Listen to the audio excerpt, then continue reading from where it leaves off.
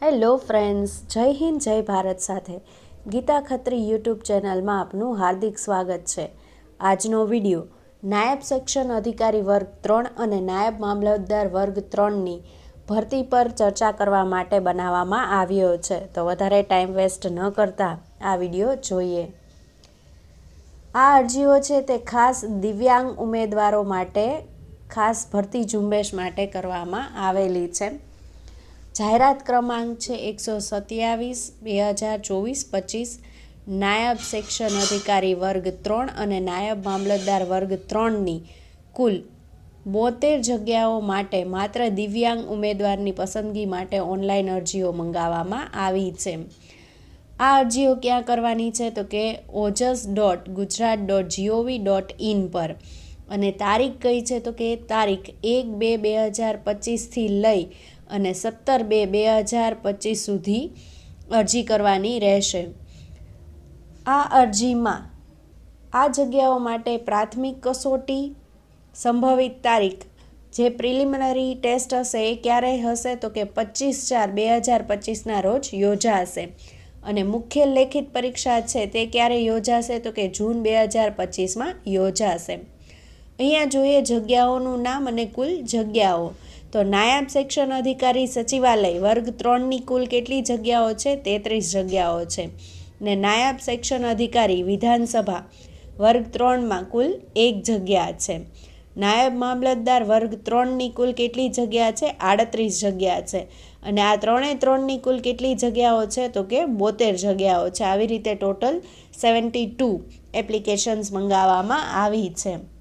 હવે જોઈએ વયમર્યાદા। તો વયમર્યાદા શું છે તો કે અરજી કરવાની છેલ્લી અથવા તો તારીખ 17/2/2025ના રોજ ઉમેદવારે 20 વર્ષ પૂર્ણ કરેલ હોવા જોઈએ અને 45 વર્ષ પૂર્ણ કરેલ ન હોવા જોઈએ, એટલે કે 20થી 25 વર્ષની વયમર્યાદામાં આ એપ્લિકેશન ભરી શકાશે।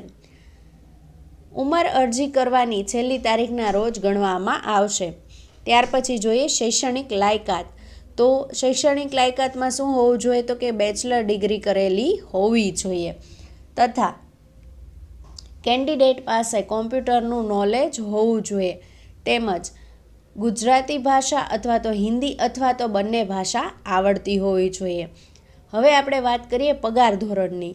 તો પગાર ધોરણ નાણાં વિભાગ 18/10/2023ના ઠરાવ ક્રમાંક પ્રમાણે ₹49,600 ના માસિક ફિક્સ પે પગારથી 5 વર્ષ માટે ગણવામાં આવશે। અને અહીંયા લખ્યું છે ઉમેદવારે 5 વર્ષ સંતોષકારક સેવા પૂર્ણ કર્યા પછી ₹39,900થી ₹1,26,600ના પે મેટ્રિક્સ લેવલ 7ના પગાર ધોરણમાં નિયમિત નિમણૂક મળવાપાત્ર થશે। હવે આ પરીક્ષા કઈ રીતે યોજાશે તેના માટે આપણે વાત કરીએ પરીક્ષાની રૂપરેખા તથા અભ્યાસક્રમ।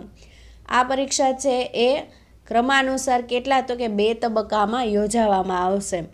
પહેલી છે એ પ્રાથમિક કસોટી છે, અને તેમાં કેવું પેપર હશે તો કે સામાન્ય જ્ઞાનનું પેપર હશે, અને પ્રશ્નપત્ર 200 ગુણનું ટોટલ હશે, અને 2 કલાક મળવાપાત્ર થશે।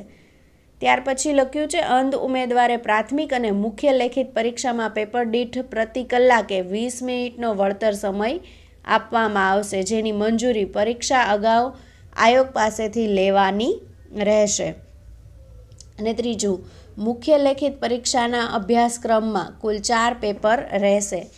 પ્રશ્નપત્ર 1 ગુજરાતી ભાષા હશે, 100 ગુણનું પેપર હશે અને 3 કલાક હશે। પ્રશ્નપત્ર 2 અંગ્રેજી ભાષાનું હશે, 100 ગુણ હશે અને 3 કલાક હશે। પ્રશ્નપત્ર 3 સામાન્ય અભ્યાસ 1નું હશે, 100 ગુણનું હશે અને 3 કલાક મળશે। અને પ્રશ્નપત્ર 4 સામાન્ય અભ્યાસ 100 ગુણ અને 3 કલાકનું પેપર હશે। વિડીયો ગમ્યો હોય તો લાઈક, શેર અને કમેન્ટ જરૂરથી કરજો।